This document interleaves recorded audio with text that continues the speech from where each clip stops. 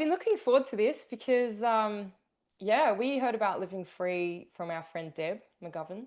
Yeah. And we heard about it last year, but we didn't make it. And then this year, we're excited to be a part of it. And reading more and more about it, I feel like it just aligns so much with what we've been doing over the last couple of years. So it would be awesome to know more about you first and your background before the Living Free movement, as much Yeah. or as little. Well, it's pretty full on. Like I've had, I guess, some pretty large experiences in business and other things. So I had several companies in Melbourne. One was an adventure company, and we took people. I started off in the adventure world, taking people scuba diving in Antarctica. So that was my sort of first business that I set up. And we sailed a yacht from South America down to Antarctica. So I was a dive instructor at that time up in Brisbane and then set that up. And then I ended up working for an adventure company up there and did lots of Kokodas and different other adventures, Kimberley's, diving in Papua New Guinea and different things like that. And then I got to the stage where I wanted to set up my own adventure company. So I came back down to Melbourne, where I'd spent about 12 months previously, and set that adventure company up. It was called Earth, Sea, Sky.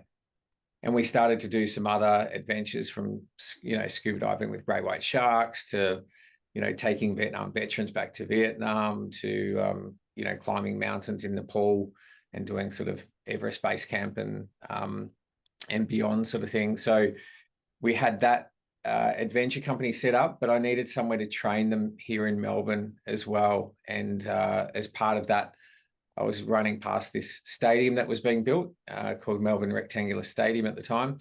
And that later became Amy Park Stadium, which is quite a well-known stadium now. And they had a big high performance facility being built for 3 elite teams, which were Melbourne Storm, Melbourne Victory, and Melbourne Football Club. And I basically presented to them and ended up taking over the management of that facility and using it for all of our clients to train. And because we had this multi-million dollar facility to train our clients and to do all of that, I thought I'd set up a high performance training center.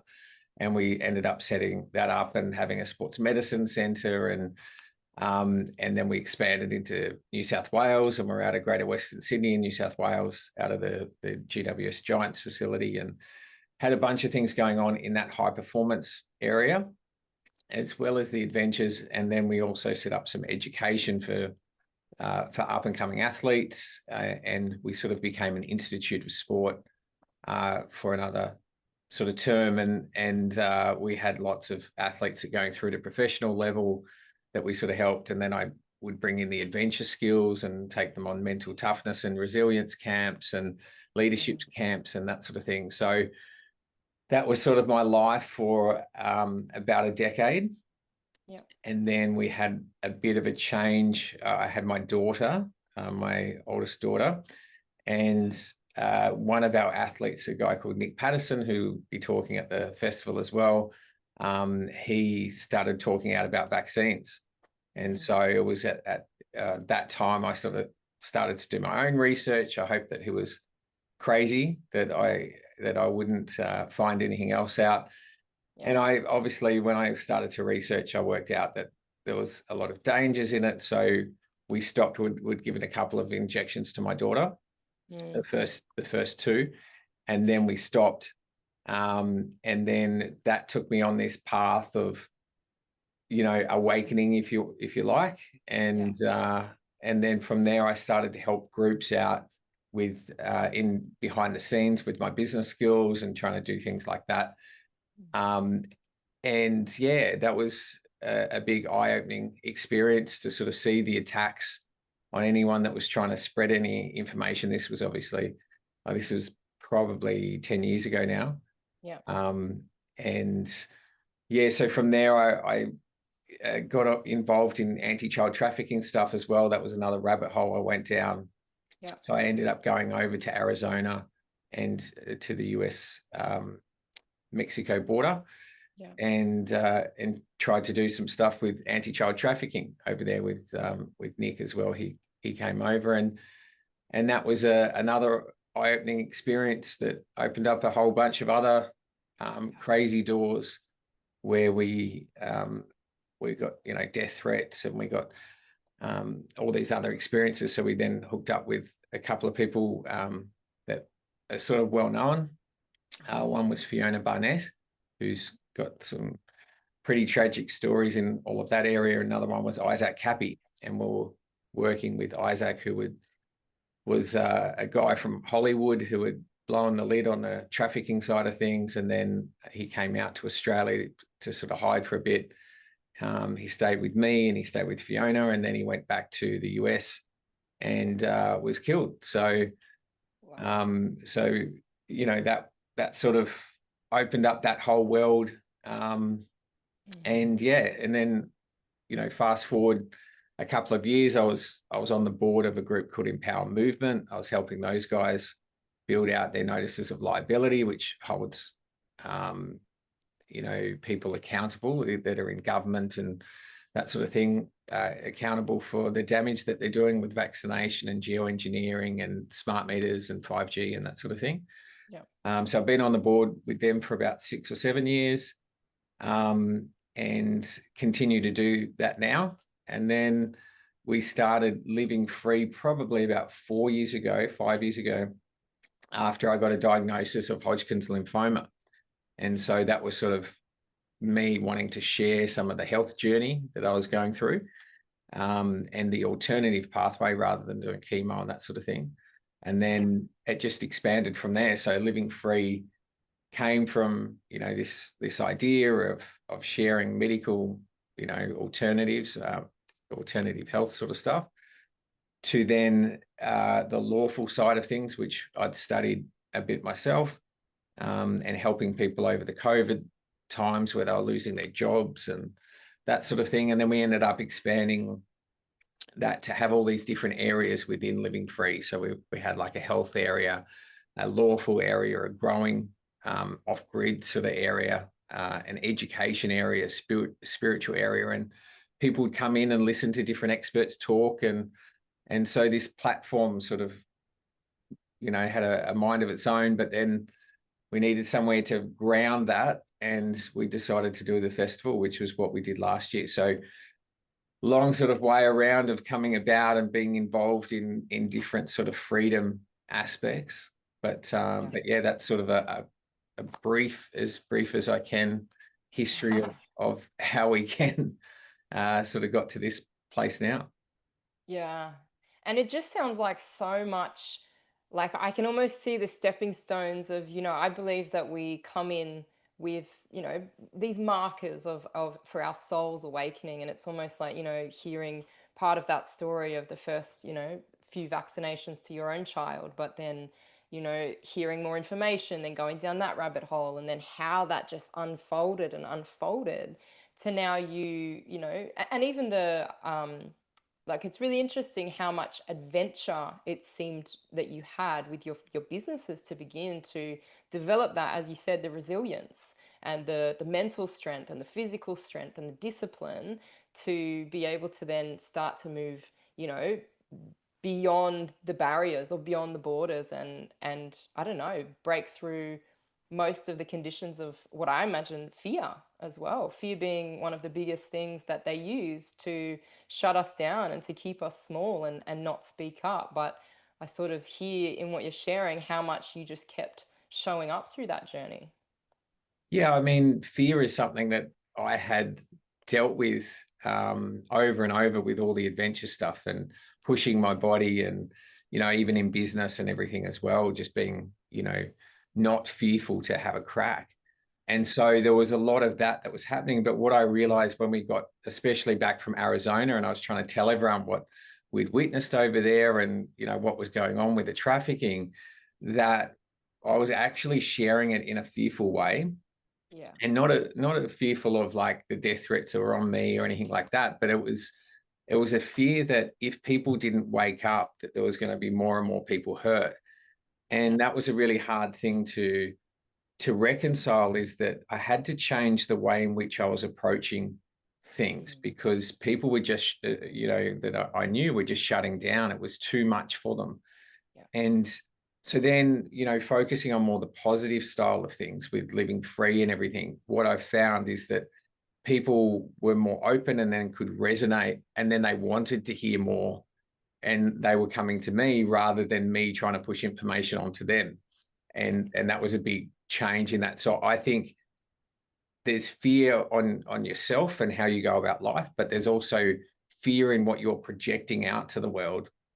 That is a resonance of sorts that gets picked up, and people will often reject that if they're not in a place to be able to take that on. So, part of that learning, I think, was how do we communicate some of these, more difficult topics, from vaccination to child trafficking to, whatever crazy other rabbit holes you might go down.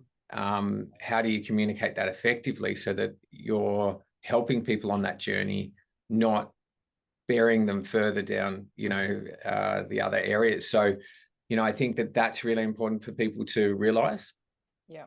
is that they can actually do more damage than good on these journeys if they're not in a good place themselves, and if they're taking the fear on and they're projecting that fear out. Our theme for this year is exiting the rabbit hole, Yeah. and that's very much what it is. There's, these rabbit holes. It doesn't matter if you started off with vaccination or you started off with, the New World Order or whatever it is. I think you eventually get to a place, and some people take longer than others, but you get to this place that, taking personal responsibility and focusing on the love and focusing on these other things is really what we can do. And that has a much stronger effect than focusing on the darkness. And, that's an important part for people to realize on this journey. Yeah, absolutely agree. And I think that was one of the biggest things that I learned during the COVID period, was that I was just taking in this information and seeing what was happening, but then projecting it outwards so loud and so almost aggressively, because I had my own fear stuff going on. And so I completely agree. I almost see it as like we need to sort of filter it ourselves and find the space to transmute that energy. And then, as you say, like bring that forth into the light, because otherwise, just like pumping out more darkness, there's obviously that we live in a dualistic world, I believe. So we've got the dark, we've got the light, and I feel like the balance is the most important thing. So if we're seeing that darkness and we don't like that and how it makes us feel, I love how you shared that about, well, how can we then, share more of the light and the love and the compassion as a way to actually come together? Because how much separation did we see and have we seen in our society? Yeah, absolutely. And that's what the festival was last year. It was a really, when you start to focus on solutions, you're starting to be positive. And when you are with like-minded people, you can share without fear of the conversation. So you're walking past and you're hearing a conversation there, and it's an amazing conversation. You want to stop there. And then the same as you sort of walk past other people, and that experience of bringing a whole lot of collective people who are focusing on the positive, Mm. but not afraid to, have these other conversations. And then everyone's just changing. There's a frequency change that occurred. It was really amazing that what we saw. People could just feel it. It was like this buzzing sort of experience. And yeah, I think that that's so important for us all to experience, because over those times of separation over COVID, or losing loved ones, both physically and emotionally, um, a lot of people felt isolated. They felt that disconnect, and where's my tribe, and how do I fit back into this crazy world? And when you come together, you start to realize that there's a lot more of us out there who felt the same. And by being together and supporting and helping each other up, there's a real change that occurs for people when you do that. So a much more positive environment. Yeah, yeah. And I guess even through that time, and it's reflected in the Living Free movement and the festival, it was such a time where I felt like we had the opportunity to go within and to really anchor and ground in, to peel back the layers, to, start to remember the truth of who we are. And that no matter what's going on externally, that we can actually come back to trusting ourselves and our intuition, opposed from the news or the Facebook and the social media. And I think then it's interesting how then, I mean, we never followed the rules, obviously, but then people started to come out and then they did start to socialize. But through that process, I almost see it as well as like the caterpillar going into the cocoon and going through that metamorphosis process to then now start to come out and now start to, become the butterfly. But we have to learn how to fly. And I think festivals like Living Free and everything that you guys represent allows us some of the tools and the opportunities to gather now with Soul Tribe and with people that are of that particular resonance to even activate that remembering and that truth within us, because then that reflects externally into our environment. Yeah. And look, I think a lot of this is also learning how to take responsibility and accountability for our lives in other ways. Like you guys have got the sound healing aspect. You've got other people who are, bringing other sort of medical modalities to the forefront. And a lot of these things are, us learning what's good and what's not good. The same in the lawful side of things. We've got people who are sharing information on that, or what can you do? What's some solutions that we can do to work as communities? And work together. And when we're doing all of those things, something changes. And we don't need the very systems. And look, I was involved in the process as well, as much as anyone in Melbourne. But there was always something of, you're yelling at a building asking for freedom, when the realization is that you've got the freedom, you just need to tap into it. And it's a much more effective thing to start to go inward and start working on that and taking responsibility and accountability, and not then needing the very systems that we're yelling at. Or at least if we think that we need something, let's create an alternative version that hasn't been corrupted and all the rest of it.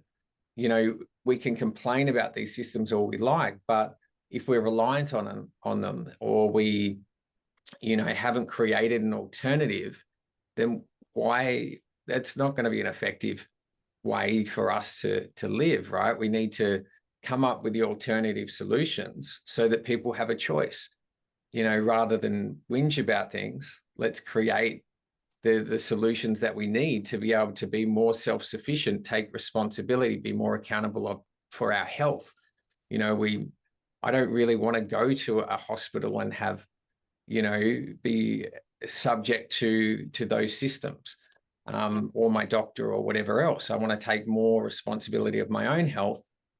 And, I'll go and see my chiropractor, and I'll go and see, try this sort of health modality or whatever it is. And learning how to take responsibility, again, I think is very much part of what we all need to do. Yeah, I agree, big time. And how much more empowering to be able to have our own answers. And I think that's a big part of our drive and what we're looking forward to sharing at Living Free, because we feel like there's so many tools accessible now that we can use to go within. And essentially we know that we don't need anything, but I think there are tools to help us step closer and closer towards remembering the truth and embodying that truth, that we know that you know, we are the creator. We are creators. We get to create our own reality. But you can't just go from 0 to 100. So there's definitely so much more out there now about how we can use these to experience liberation within ourselves, um, which is ideally the goal. Yeah, absolutely. I mean, going to an environment where you can go and try sound healing and breath Yeah. work and meditation, and then you go through the health. There's a whole bunch of different health professionals that are there, not only in the stalls, but also presenting. And you can go learn about all of those things. And then, what am I going to do to learn how to deal with a fine or whatever it is? So there's some lawful things. So you get to touch on all of these things that you may not have had access to previously, or you don't know where to go to, who can you trust?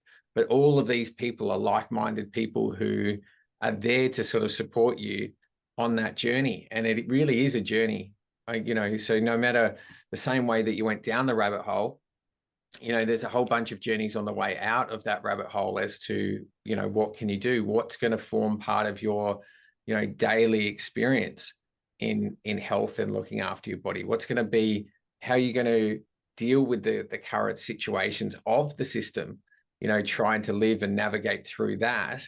And then you're constantly getting fines, or you're constantly getting these things. How do you want to be more responsible of that, or how to deal with councils, or whatever it might be? And then, in all of that, we also, and this was probably the biggest thing, is that we need to have fun again.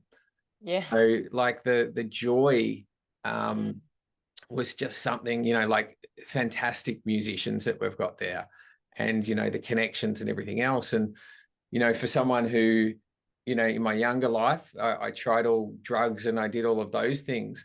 What I found was that there was this natural high experience in these events. And we'd had a few picnics previously where we'd done similar things. And I can remember just these conversations that we were just having, and it's 1:30 in the morning and everyone's still talking. And then you go outside and there was this real buzz, and almost as though, I was on drugs. And I'm sitting there going, okay, but there's no one vomiting down outside. There's no seedy aspect of this. It was just pure, joy without the other, stuff that happens when, you would do those things when you were younger and have those crazy experiences. Yeah. And so we had, the whole event is drug and alcohol free, because it's just a disconnect from what's real. But we can actually have these experiences. Like, I grew up thinking that you had to, if you wanted to go out and have fun, you had to have drugs or alcohol to be able to do it, because we didn't have that capability inside of us to have this experience without doing those things. But, as I grew, I realized that we can have these experiences. In fact, we can have far better experiences, and we can experience these things in a way that, everyone's just joyful. There's none of that other aspect. And that I think is amazing, but something that growing up, I never thought was possible. Yeah, yeah, same. And I feel like being at these types of festivals and gatherings, it actually is filling up the tank. It brings up so much of this energy of inspiration and motivation, and yeah, expanding and opening our heart spaces, which we're really looking forward to.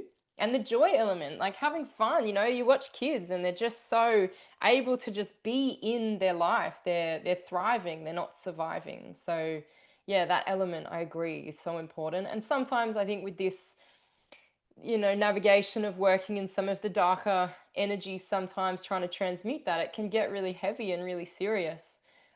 So yeah, I totally agree. It's important. Yeah, pop on your social media or the Mhm. news or any of these other things, and you can very much feel that empty darkness sort of stuff. And if you let that come into your life too much, it can be a dominating force. So, definitely top up your tank with some positive stuff that will help you realize that that's not the answer. Yeah, yeah. So just to bring it all together, what would somebody experience at the Living Free Festival? What is on offer? What would be an experience for them? Yeah, so it starts on the Friday and goes through to the Sunday. So it's basically 2 nights, 3 days. There's 3 different stages that are happening, with sort of the main stage will be in between. So a couple of speakers and then a couple of musicians effectively right throughout the day, through into the night. And then you've got another stage, which is mostly workshops. So just people coming in talking about different topics. And the third stage, it's a mixture of workshops, but also sort of more activities. So there's some dancing things, breathwork things. You guys have got sound healing and, a range of different things for people to be able to get involved in. There's a whole bunch of kids options as well. So there's arts and crafts, area for the kids. There's some treasure hunt sort of things, fire starting, learning how to make their own little fires, through to kids MMA. So there's a kids MMA program. So there's a whole bunch of different things for the kids, for the families. There's food trucks. There's a whole bunch of stalls, and yeah, it's just jam-packed of amazing, talented people sharing their gifts, really. Yeah. Amazing. Well, we can't wait. We're so looking forward to it. So to get tickets and to get information, they just jump on your website, which we'll put in the link. Um, and yeah, there's packages, isn't there, for like family options or camping options? Yeah, so you can camp, or there's plenty of accommodation not far from there as well, if camping's not your thing, but the camping is a pretty cool part of it.